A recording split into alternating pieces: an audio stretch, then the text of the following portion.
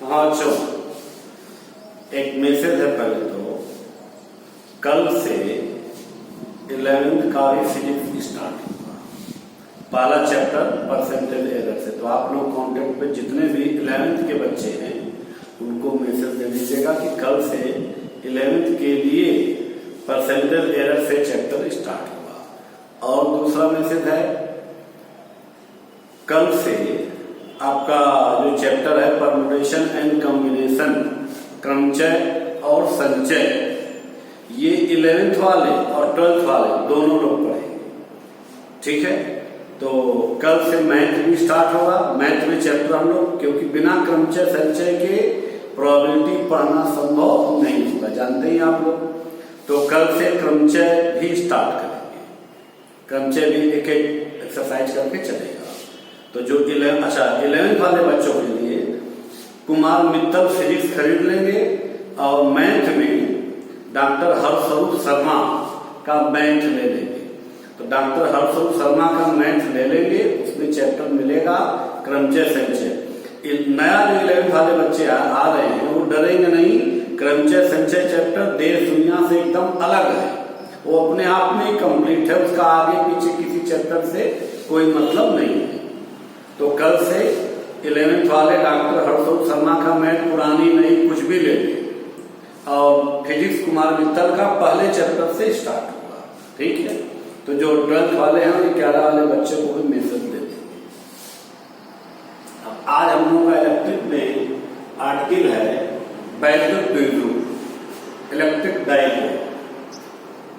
अच्छा, इसमें तो लोग पढ़ लिए थे। आज का आर्टिकल वैद्युत द्विध्रुव के कारण उत्पन्न वैद्युत क्षेत्र। जैसे वैद्युत क्षेत्र मैंने बताया था कैसे उत्पन्न होता है, किसी न किसी आवेश से, किसी आवेश के कारण क्या उत्पन्न होता है, वैद्युत क्षेत्र।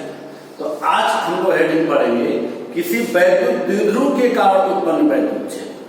तो जो वैद्युत द्विध्रुव होता है उसका कॉन्सेप्ट क्या था, उस पर दो ठो आवेश थे।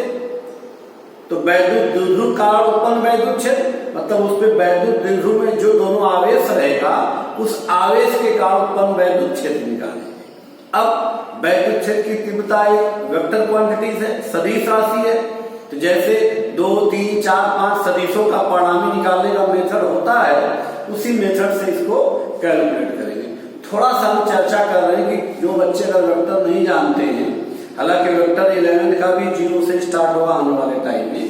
ठीक है, तो थोड़ा सा चर्चा मैं वेक्टर का कर दे रहा हूँ, क्योंकि वेक्टर का यूज इलेक्ट्रिसिटी में अच्छा खासा है इस 2-3 चैप्टर में। तो वेक्टर नहीं आएगा तो इन सबों का कॉन्सेप्ट क्लियर नहीं होगा। उसमें मैंने बताया था समांतर चतुर्भुज का नियम।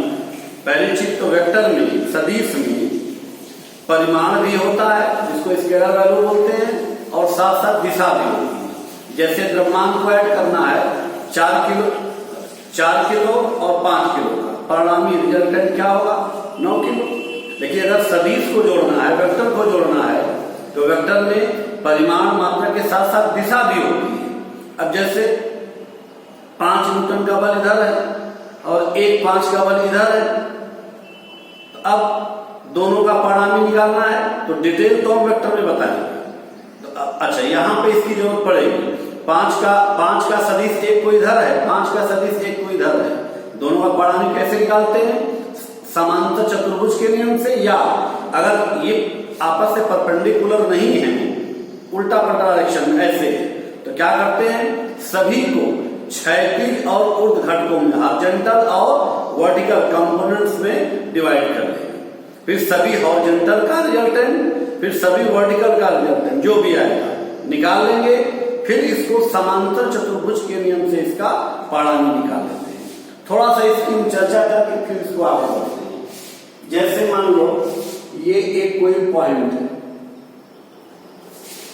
इस पॉइंट पर एक वेक्टर ये लगा। अब ये वेक्टर में बल, संवेग, आघूर्ण जितने भी संवेग है, ये ध्यान रखिएगा वेक्टर में स्केलर वैल्यू अंकित मान के साथ साथ दिशा भी रहेगा। तो कोई एक वेक्टर ये मान लो कि इसका स्केलर वैल्यू है 2 यूनिट है। ठीक है, अच्छा, ये हॉरिजॉन्टल से 30 डिग्री पर और एक ये है आपका, ये मान लो 1 यूनिट है, यहां से इसका एंगल कितना है 90 डिग्री। एक और ले लीजिए चाहो तो, एक इधर है, ये 3 यूनिट है स्केलर वैल्यू इसका, और यहां से ये आपका है ये भी 90 डिग्री। ठीक है, अब ये 2 है, 1 है, 3, तीनों का रिजल्टेंट निकालना। तो ऐसे जितने भी रहे 3, 4, 5 कोई भी रहे, सबको क्या करेंगे हॉरिजॉन्टल और वर्टिकल कंपोनेंट्स में डिवाइड कर देंगे, वही क्षैतिज और ऊर्ध्व घटक में विभाजित कर देंगे। जैसे ये 2 है आपका, तो इस 2 का क्षैतिज और ऊर्ध्व घटक निकालेंगे। तो क्षैतिज में ये लाइन है और ये ऊर्ध्व में लाइन है, यहां से इस पर लंब डाला, इस पर लंब डाला। ठीक है ना। अच्छा, तो अब देखो यहां से यहां तक तीर की लंबाई क्या मानेंगे, तो ये वेक्टर में बस वेक्टर हम पढ़ाने वाले भी हैं, 12th के बच्चे पढ़े होंगे। ये 2 है, अब आधार बटे कर्ण करेंगे तो ये क्या जाएगा, ये एंगल 30 डिग्री है, 2 cos 30, और लंब बटे कर्ण करेंगे तो ये क्या जाएगा 2 sin 30। ये 2 sin 30, तो यहां से ये भी कितना होगा 2 sin 30 है। अच्छा, अब या तो ये 2 यूनिट इधर बोलो, या इसी के स्थान पे 2 cos 30 हॉरिजॉन्टल, 2 sin 30 वर्टिकल, क्योंकि इसका बड़ा भी ये है समांतर चतुर्भुज वाले नियम से। तो या जैसे बोले 5 किलोग्राम, या इसके स्थान पे बोले 2 किलो धन 3 किलो, एक ही चीज है। ऐसे 2 का वेक्टर इधर है, या इसके स्थान पे बोले 2 cos 30 क्षैतिज, 2 sin 30 ऊर्ध्व। अच्छा, तो ये 2 sin 30 इसके समांतर ये भी है, तो ये भी आपका 2 sin 30 होगा। तो अब ये जो 2 का वेक्टर इधर लग रहा था, इसके स्थान पे 2 sin 30 इधर, 2 cos 30 इधर, 2 sin 30। अब ऐसे ही इसका भी इधर में और इधर घटक निकालना है, इसका एंगल निकालना, ये एंगल कितने का होगा, ये 30 है, यहां से 90 है, ध्यान रखिएगा। ये हाइट 30 है, यहां से हो जाएगा 60, यहां से ये पूरा 90 है, 60 है, तो ये हो जाएगा 30। अब इसको यहां से और यहां से ये 30 से निकालते हैं, ये आधार और ये कर्व, तो ये 1 है, तो ये हो जाएगा आपका, इसका इधर में कंपोनेंट हो जाएगा 1 cos 30, और इधर में हो जाएगा 1 sin 30। ऐसे ये वर्टिकल लाइन का आगे बढ़ा। तो अब देखो ये 30 है, तो यहां से ये 60 हो जाएगा, अब यहां से ये 90 है, ये 60 है, यहां से ये एंगल हो जाएगा 30 का। अच्छा, ये 3 है, तो अब ये इस 3 का इधर से घटक और इसके इसी 3 को क्षैतिज और ऊर्ध्व घटकों में विभाजित कर दिया, इधर और इधर। तो आधार बटे 30 के लिए आधार है, आधार बटे कर्ण करेंगे तो इधर हो जाएगा 3 cos 30, और लंब बटे कर्ण करेंगे तो इधर में हो जाएगा 3 sin 30, या इसी के समांतर ये है 3 sin 30। ये वेक्टर में डिटेल पढ़ाए थे, फिर वेक्टर पढ़ाएंगे तो वहां पे एक बार डिटेल थोड़ा सा और बताएंगे। ये थोड़ा सा बताए जो बच्चे वेक्टर में, क्योंकि ये सब क्लियर नहीं हुआ तो इसका न्यूमेरिकल नहीं हो पाएगा। हाँ, तो अब देखो, अब कुल कितने थे, जो 2 था, इस 2 के स्थान पे मैंने बोल दिया 2 cos 30 इधर, 2 sin 30 इधर। इस 1 के स्थान पे बोल दिया 1 cos 30 इधर, 1 sin 30 इधर। इधर में था आपका 3 यूनिट, तो इस 3 के स्थान पे इधर 3 cos 30, नीचे 3 sin 30। ठीक, अब सभी हॉरिजॉन्टल का रिजल्टेंट निकाले, क्षैतिज का पढ़ा। इधर में कितने, बस यही है ना, ये 2 cos 30 इधर है, और इसके अपोजिट पे क्या है 3 cos 30। अब जैसे है, हालांकि इसको वेक्टर्स के प्रोसेस करते हैं, इसको राइट कर सकते हैं, 5 का बल इधर है, 2 का बल इधर है, तो परिणामी 3 इधर का करेगा। ऐसे इसका वैल्यू हो जाएगा 2 cos 30 का वैल्यू √3/2, 2 कहीं से ला गया √3, इसका 3 cos 30 √3/2, ये हो जाएगा 1.5, तो इधर का आ गया 1.5 √3। अब देखिए, तो इधर का टोटल, इसका इधर था और इसका इधर था। अच्छा, अभी ये कौन दूसरा लिया, ये 3 का इधर वाला, इसका इधर का पड़ा मिलेगा ना, इसका इधर में क्या था आधा बटे का से 1 sin 30, तो 1 sin 30 का मान आधा, तो इधर का टोटल हो गया। देखो इसका जो इधर वाला था ये 1.5√3, ये 3 का इधर का घटक और 1 का इधर घटक, 1 sin 30 था, इसका 1 का इधर घटक 1 sin 30 का 1.5 हो जाएगा, धन 0.5 मेथड पर जोड़ दीजिएगा, मतलब इसका इधर में कंपोनेंट्स, इसका इधर में कंपोनेंट्स, दोनों हम ऐड कर रहे हैं, तो आपका 1.5 रूट, हम अप्रोक्सीमेट वैल्यू सब ले रहे हैं, √3 का मान 1.732 प्लस हो गया ये, तो ये लगभग 2 दूना 4, इसका वैल्यू 3 और 4 के बीच में होगा, ये 0.5 4 पॉइंट समथिंग लगभग आएगा। अब देखिए इधर का टोटल 4 पॉइंट समथिंग और इधर का टोटल क्या था, √3 मीन्स 1.732, अब इधर का 4 का बल, इधर का 1 पॉइंट समथिंग का बल, तो दोनों का परिणामी किधर आएगा, इधर आएगा, कितना आएगा, इसमें से इसको माइनस कर देंगे, इसमें से इसको माइनस करेंगे, लेकिन डायरेक्शन इधर ही रहेगा, तो ये 2 पॉइंट समथिंग करके आएगा। अब वर्टिकल में आ जाइए, देखो इसका ऊपर में, इसका ऊपर मिला है, तो इसका 1 cos 30 मतलब 1√3/2 प्लस भाई 2 sin 30 का मान आधा, 2 कैंसिल, तो ये हो जाएगा 0.5√3 प्लस 1, तो ये ऊपर का टोटल हो जाएगा आपका 0.5√3 का मान 1.732 प्लस 1, तो ये लगभग हो जाएगा अप्रोक्सीमेट 0.7 करके होगा प्लस 1, तो 1.7 समथिंग, ऊपर में लगभग अप्रोक्सीमेट 1.7 समथिंग होगा, नीचे में 3 sin 30 1/2, ये 0.5। अब देखो तो ऊपर में टोटल ज्यादा है, नीचे में टोटल कम है, अब 1.7 ऊपर 0.5 नीचे, तो इसका क्या जाएगा, इसमें से इसको माइनस कर देंगे, इसमें से माइनस, तो ये ज्यादा है तो परिणामी ऊपर है, तो 0.5 माइनस करेंगे तो 1.2 ऊपर है, 1.2 समथिंग।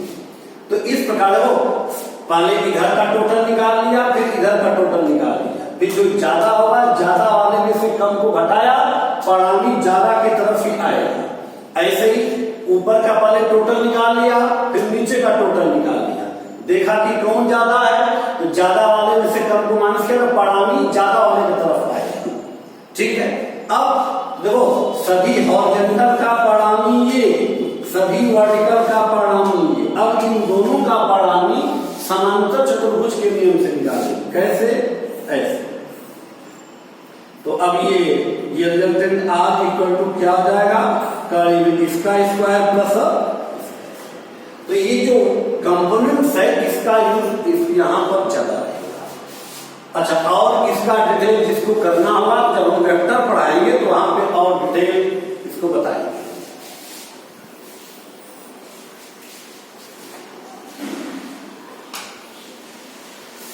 हाँ, अब हमारी आर्टिकल है किसी वैद्युत द्विध्रुव के कारण उत्पन्न वैद्युत क्षेत्र की तीव्रता।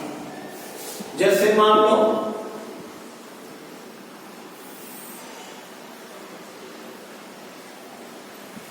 जो जैसे मान लीजिए ऐसे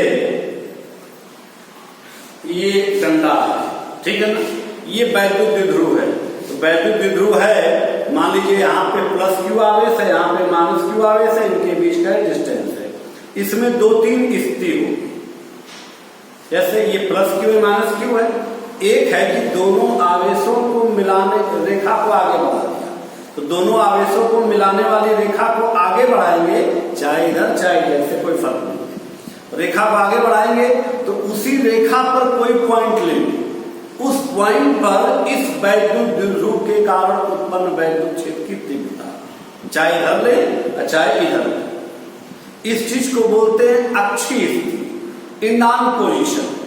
तो एक आवेश ये है, एक आवेश ये है, इन दोनों आवेशों को मिलाने वाली रेखा को चाहे इधर बढ़ाइए चाहे इधर बढ़ाइए, उसी रेखा पर ही कोई पॉइंट लेंगे, उन पॉइंट पर अगर वैद्युत, इस वैद्युत द्विध्रुव के कारण वैद्युत क्षेत्र की तीव्रता निकालेंगे, उसे क्या बोलेंगे, अक्षीय स्थिति या इंडान पोजीशन।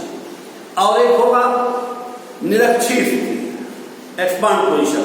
अब जैसे एक आवेश ये एक आवेश है, दोनों को मिलाने वाली रेखा है, तो इस दोनों को मिलाने वाली जो रेखा है, रेखा के परपेंडिकुलर लंबवत कोई रेखा ले, ऐसे लंबार्धक में।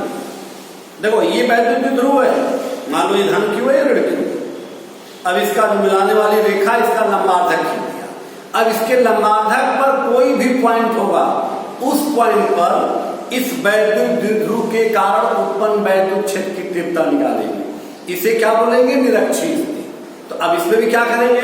देखो वैद्युत द्विध्रुव के कारण वैद्युत क्षेत्र निकालना है, तो वैद्युत द्विध्रुव के कारण उत्पन्न वैद्युत क्षेत्र इक्वल टू वैद्युत द्विध्रुव जो आवेश होता है, इन दोनों आवेशों के कारण उत्पन्न वैद्युत क्षेत्र की तीव्रता। अब चूंकि वैद्युत क्षेत्र की तीव्रता एक वेक्टर क्वांटिटीज है, सदिश राशि है, तो जैसे सदिशों का योगफल का मेथड बताया है, बस ऐसे में इसका इसी मेथड से पढ़ा भी निकालते हैं। तो अगर यहाँ पर कोई पॉइंट रहेगा तो उसे क्या बोलेंगे? ये निरक्षीय स्थिति है।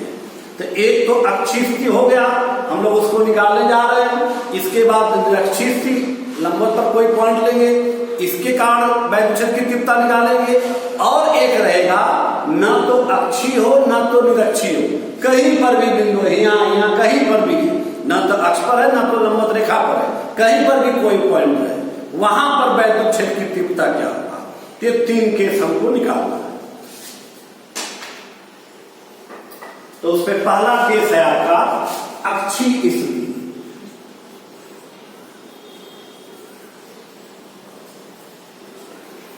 तो अक्षीय स्थिति मतलब यही वैद्युत द्विध्रुव है। तो वैद्युत द्विध्रुव में दो आवेश, मान लीजिए ये -q चार्ज है और ये +q चार्ज है, इनके बीच का डिस्टेंस बहुत कम होता, हम कम यहाँ नहीं शो किए हैं, क्लियर दिखेगा नहीं आपको। तो ये इसका मिड पॉइंट है O, इसके बीच का डिस्टेंस क्या है?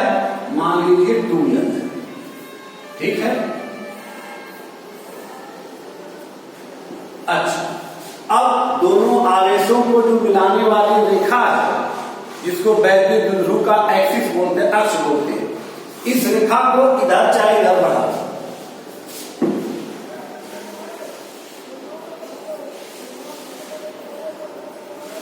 इधर चाहे इधर भी बढ़ा सकते हैं। अब इस रेखा पर कोई भी पॉइंट है, उसी पॉइंट पर वैद्युत क्षेत्र की तीव्रता निकालना, तो इसे क्या बोलेंगे? अक्षीय। कोई जरूरी नहीं कि इधर, आप इसको बढ़ा के इधर भी ले सकते हैं। रिजल्टेंट स्केलर वैल्यू में थोड़ा अंतर रहेगा, डायरेक्शन में अंतर नहीं रहेगा, अभी चर्चा करेंगे। तो मान लीजिए कि इसके मिड पॉइंट से यहां से r दूरी पर, स्मॉल r डिस्टेंस पर एक कोई पॉइंट P, इसी पॉइंट P पर वैद्युत क्षेत्र की तीव्रता निकाल। तो ठीक है, अब इस वैद्युत द्विध्रुव के कारण यहां पर वैद्युत क्षेत्र की तीव्रता निकालना है। मीन्स इस धन q आवेश के कारण यहां तीव्रता निकालेंगे, ऋण q आवेश का तीव्रता निकालेंगे, दोनों का सदिश योगफल कर देंगे।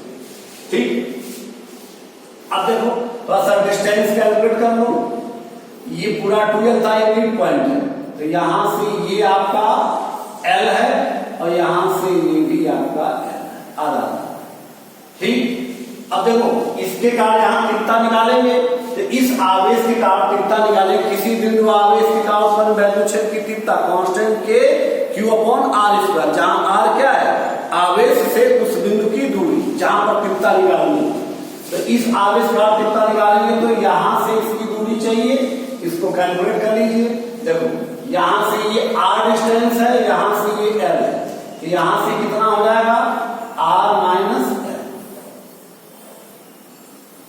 ऐसे ही इस आवेश के कारण भी तीव्रता निकालेंगे, इसके कारण, तो यहां से इसका डिस्टेंस मेजर कर लो। यहां से ये डिस्टेंस r है, यहां से ये l है, यहां से ये पूरा हो जाएगा r + l। ठीक, अच्छा, ये फार्मूला ध्यान रखिएगा। ये जैसे कोई चार्ज धन q है, इसके कारण वैद्युत क्षेत्र उत्पन्न हुआ है, उस वैद्युत क्षेत्र के भीतर यहां से r दूरी पर एक कोई बिंदु P है, तो यहां पर तीव्रता E का फार्मूला क्या होता है? Constant K Q/r²। इस आवेश के कारण यहां से r दूरी पर कोई बिंदु P है, यहाँ पर तीव्रता कांस्टेंट के क्यों 5, वही कांस्टेंट के का वैल्यू क्या आता है 1/4 पाई एप्सिलॉन म्यू के।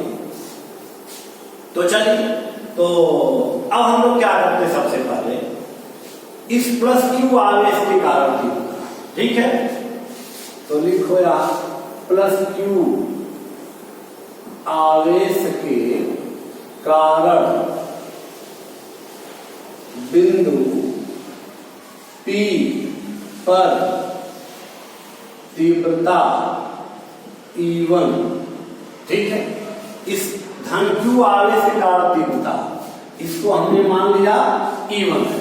तो अब ये डायरेक्शन ध्यान रखिएगा, वैद्युत क्षेत्र की तीव्रता धन से दूर ऋण की ओर, ये हमेशा ध्यान रखिएगा।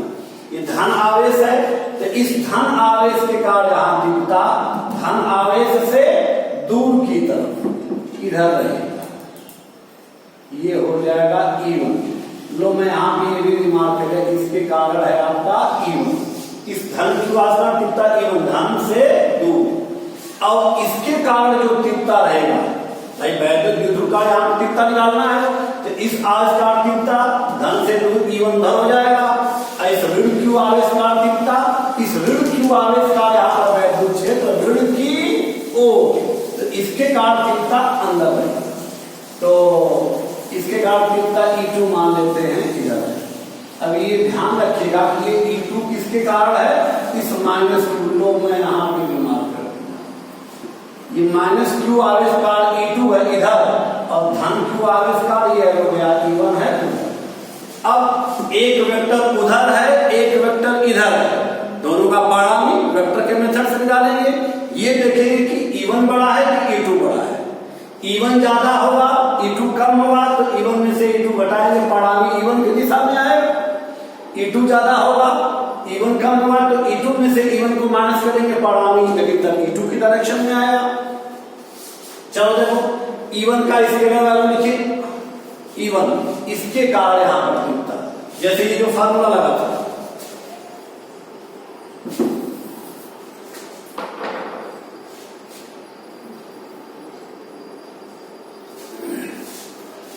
कांस्टेंट के Q अपॉन R स्क्वायर, तो यहां से इसकी दूरी क्या है आपका R माइनस L का होल स्क्वायर। दिशा जरूर लिखिए, E1 की दिशा, देखो ये मिड पॉइंट O है, इसको नाम दिया मैंने P, तो E1 की दिशा धन आवेश है, धन से दूर उस डायरेक्शन में है, तो बोलेंगे O to P, इसका दिशा लेंगे O to P, ये O है ये P। अच्छा, ये धन Q आविष्कार हो गया। अब आ जाइए माइनस Q आवेश के कारण बिंदु P पर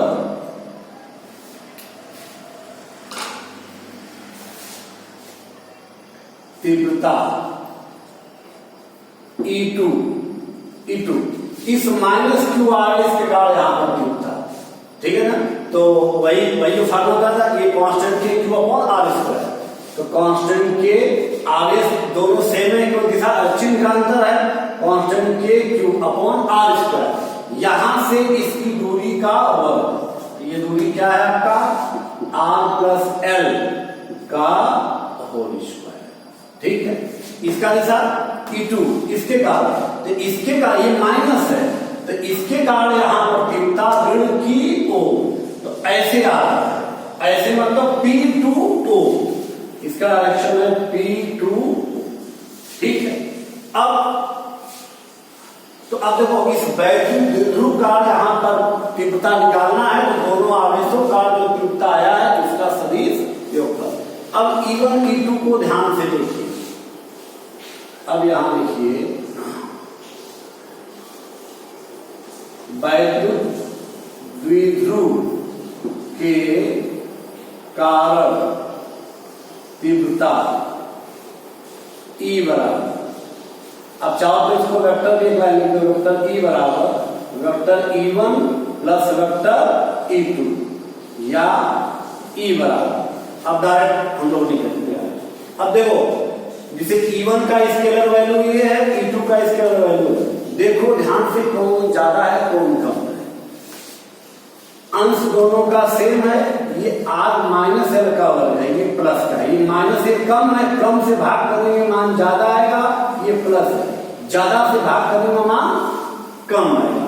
तो आप बोल सकते हो E1 ज्यादा है और E2 कम है, चूंकि E1 is greater than E, अतः E बराबर क्या हो जाएगा, तो E1 माइनस E2। देखो ये ज्यादा था ये कम था, तो ज्यादा में से कम को घटा ले तो परिणामी किधर आएगा, ज्यादा की तरफ आएगा। ध्यान रखिएगा, जैसे ये ज्यादा है आपका E1 ज्यादा है, मान लो E1 उधर है, उधर 5 का वर्ग है, इधर E2 कम है, उधर 5 का, इधर 2 का है, तो परिणामी 3 इधर जो 5 के दिशा में होगा, जो ज्यादा आएगा ज्यादा की तरफ आएगा, ये ज्यादा है परिणामी इसी डायरेक्शन में आएगा। तो E1 माइनस E2 परिणामी क्या आएगा, O2P। अब सबका स्केलर वैल्यू रख दो। E1 का वैल्यू क्या है, कांस्टेंट के Q upon R minus L का होल स्क्वायर। E1 हो गया माइनस E2 का वैल्यू कांस्टेंट के Q upon R plus L का होल स्क्वायर। ये स्केलर वैल्यू क्या, अब डायरेक्शन देखिए, क्योंकि इसमें से इसको घटाए हैं तो परिणामी यही आएगा, O2P, मतलब इस वैद्युत द्विध्रुव के कारण जो परिणामी वैद्युत क्षेत्र की तीव्रता आएगा O2P आएगा, इधर आएगा मतलब इधर मतलब ऋण आवेश से धन आवेश की तरफ। तो किसी वैद्युत द्विध्रुव के कारण जो इसकी अक्षीय स्थिति में तीव्रता मिलेगा, उसकी दिशा किधर आएगी, वैद्युत तीव्रता ऋण आवेश से धन आवेश की तरफ। पहले से थोड़ा सा अलग है, ध्यान रखिएगा। नॉर्मली किसी आवेश के कारण वैद्युत क्षेत्र की तीव्रता धन से दूर ऋण की ओर किसी आवेश के कारण, लेकिन ये वैद्युत द्विध्रुव के कारण वैद्युत क्षेत्र की दिशा अक्षीय स्थिति फाइनली किधर मिला है, O2P मतलब ऐसे ऋण आवेश से धन आवेश, उल्टा। चल इसको कैलकुलेट कर लीजिए, तो कांस्टेंट के Q कॉमन कर लो, 1 ये कांस्टेंट के Q common 1 upon R minus L का whole square minus 1 upon R plus L का होल स्क्वायर। डायरेक्शन वही है, O2P।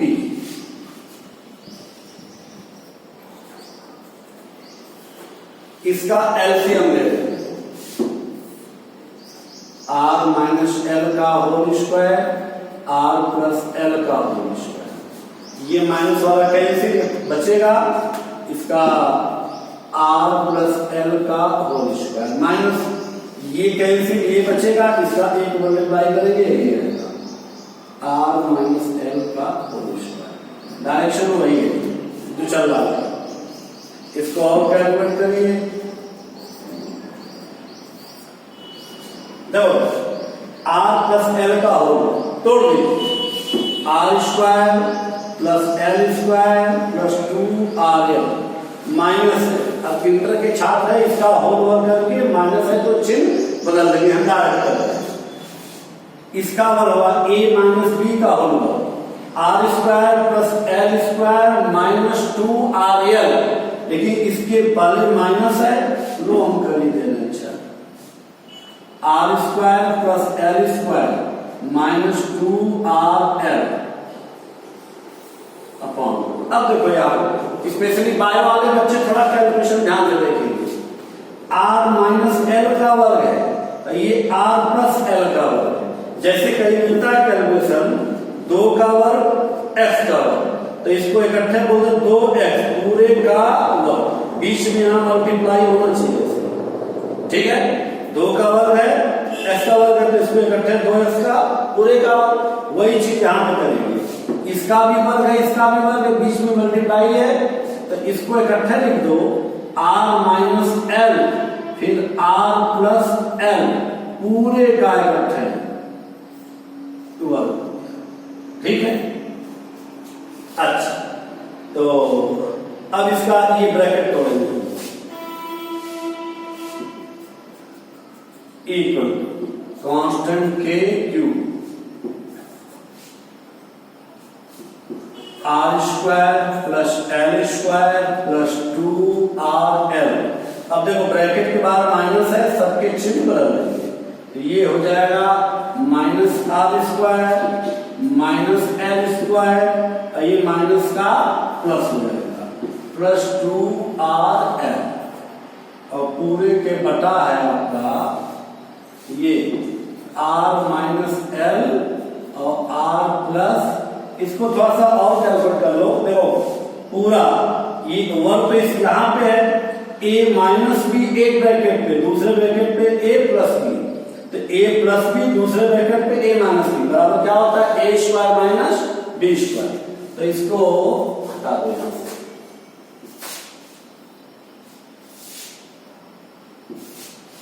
तो देखो ये वर्ग को भी नहीं छेड़ रहे, a minus B a plus B के स्थान पे a square minus B square, a minus B a plus B, r plus L एक ब्रैकेट में इनटू r माइनस एल दूसरे ब्रैकेट में, r square minus L square, लेकिन फिर पूरे का ये जो वर्ग है ये वर्ग इसी, ठीक है।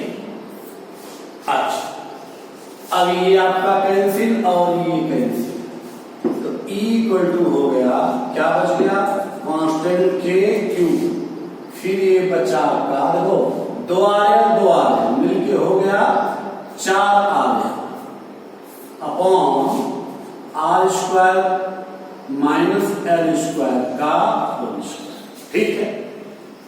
थोड़ा सा और कैलकुलेट करो इसको, देखो कांस्टेंट के जो 4 था यहां पे हम इसको ऐसे लिख रहे 2 गुणे 2, फिर हाई Q है, हाई R है, हाई L है, ठीक है ना, upon R square minus L square का होल स्क्वायर।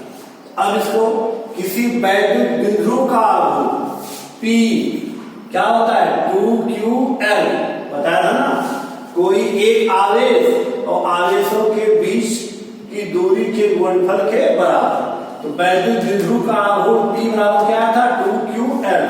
देखो ये 2Q और ये L, तो 2QL के स्थान पे मैंने लिख दिया ये कांस्टेंट के, ये 2 लिख दिया मैंने यहाँ पे, 2QL के स्थान पे लिख दिया P, और ये है R, ये P लिख दे रहा हूं, ये P क्या है द्विध्रुव का आघूर्ण है, स्मॉल p क्या है द्विध्रुव का आघूर्ण, जो P बराबर होता है 2Q upon R square minus L square का होल स्क्वायर, इसको यहां पर क्या लिखिए, तो फाइनली E बराबर क्या आ गया आपका 2, अच्छा ये कांस्टेंट को खोल दीजिए, 1 अपॉन कांस्टेंट को 1 अपॉन 4 पाई एप्सिलॉन 0, और ये हो गया 2P, फिर ये R upon R square minus L square का होल स्क्वायर। ये जो परिणामी आया दिशा क्या था आपका O2P, परिणामी दिशा इधर ही आया था ना O2P, बल्कि अब इसको फाइनली लिख दो O2P मतलब क्या वैद्युत द्विध्रुव का जो वैद्युत क्षेत्र की तीव्रता है O2P मीन्स ऋण आवेश से धन आवेश, वैद्युत द्विध्रुव के ऋण आवेश से धन आवेश। अब ये इसको लिखेंगे, अच्छा इसमें थोड़ा सा एक अच्छी चीज समझिए आप, देखो अभी तक क्या है मैं कुछ भी नेगलेक्ट नहीं किया हूं, निकाल तो रहे वैद्युत द्विध्रुव का, अभी तक कुछ नेगलेक्ट नहीं किए हैं, ये R भी है L भी है। अगर कोई क्वेश्चन कर रहा है, ठीक है, अगर ऐसे क्वेश्चन है वैद्युत द्विध्रुव नहीं लिखा है, बीच का डिस्टेंस कुछ लिखा है, तब इसी प्रोसेस से ये यहां तक काम करना पड़ेगा। अगर क्वेश्चन में वैद्युत द्विध्रुव लिखा है तब यहां से, क्योंकि वैद्युत द्विध्रुव की विशेषता क्या है, दोनों आवेशों के बीच का डिस्टेंस बहुत कम होता है L, तो L कम है तो इसका स्क्वायर करेंगे बहुत ही कम आएगा, तब इस L को क्या कर सकते हैं नेगलेक्ट कर सकते हैं। तो ये ध्यान रखिएगा, नोट करना, कोई ऐसे सवाल अच्छे जगह सेट करते हैं कोई आवेश रहेगा, धन ऋण के बीच का डिस्टेंस रहेगा, तब उसको अपने मन से द्विध्रुव का फार्मूला जो आगे निकलेगा वो नहीं लगाएंगे। इस प्रोसेस से यहां तक करेंगे। अब यदि वैद्युत द्विध्रुव है तब L का मान क्या है? बहुत कम। L का मान कम है तो L स्क्वायर को क्या कर सकते हैं? नगण्य कर सकते हैं। ठीक है, अगर द्विध्रुव शब्द लिखा नहीं है तब नगण्य नहीं करेंगे, तब यही फार्मूला आपका मेन बन जाएगा, ये ध्यान रखिएगा। हाँ, तो क्या मिल गया? 1/4 पाई एप्सिलॉन 0, ये है आपका 2pr। ठीक है, यहां पे भी लिख दे रहे हैं। अब ये L कम कब होगा? द्विध्रुव का कॉन्सेप्ट ही यही होता है। तो L स्क्वायर को नगण्य करेंगे हम लोग, तो ये आपका हो गया R square minus L square को नगण्य कर दिया, इसका हो गया। अब इसको डायरेक्ट कैलकुलेट कर लो। 1/4 पाई एप्सिलॉन 0 2pr, ये मल्टीप्लाई करेंगे r पावर 4 हो जाएगा, आइए इससे कैंसिल हो गया r पावर 3, तो equal to 1/4 pi epsilon 0 2p/r³। ध्यान देना बेटा, ये जो फार्मूला है द्विध्रुव के केस में है, द्विध्रुव दिखा रहेगा न्यूमेरिकल तभी करेंगे, अदरवाइज ही, और इतना से नहीं काम चलेगा। ये आया वैद्युत द्विध्रुव के कारण उसकी अक्षीय स्थिति में वैद्युत क्षेत्र की तीव्रता, इसकी दिशा किधर होगी? बार बार मैं बोल रहा हूं, ऋण आवेश से धन आवेश की तरफ, ऋण आवेश टू धन आवेश की तरफ। अगर इधर भी निकालोगे, अब देखो ये ऋण आवेश अगर भूल जाता है तो इसको कैसे कैच करोगे? यहां पे निकालना है, धन इसके पास है, ऋण दूर है, तो धन के कारण यहां पर इसके बिंदु B धन के करीब है, ऋण से दूर है, तो इस धन के कारण ज्यादा होगा, ऋण कारण कम होगा। तो धन के कारण ज्यादा होता है तो धन का धन से दूर उधर ज्यादा होगा, इधर कम होगा, परिणाम उधर आएगा। उधर आएगा मतलब उधर ऋण आवेश से धन आवेश। अगर कहीं इधर निकालते हैं तो जैसे ये लाइन इधर बढ़ाया, अगर ये लाइन इधर बढ़ाते हैं तो दिमाग लगाओ, देखो तब क्या होगा?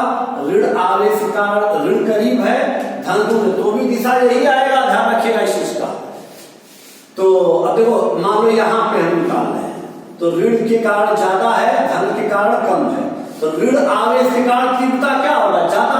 तो ऋण आवेश का तीव्रता क्या होता है? ऋण की ओर, तो इसके कारण तीव्रता इधर होगा, जबकि धन आवेश का तीव्रता धन से दूर उधर रहेगा, तो इसके कारण तीव्रता इधर रहेगा, इसके कारण तीव्रता इधर रहेगा। ऋण करीब है तो इधर वाला ज्यादा होगा, इधर वाला कम होगा, तो इधर कम इधर ज्यादा, तो परिणामी ज्यादा तरफ मिलेगा, इधर ही मिलेगा, मतलब फिर से ऋण आवेश से धन आवेश की तरफ। ठीक है, दैट्स ओके, इसको नोट करें। अब हम लोग नेक्स्ट पढ़ेंगे ये निरक्षीय स्थिति का, निरक्षीय स्थिति पर, तो ओके, इसको नोट करें।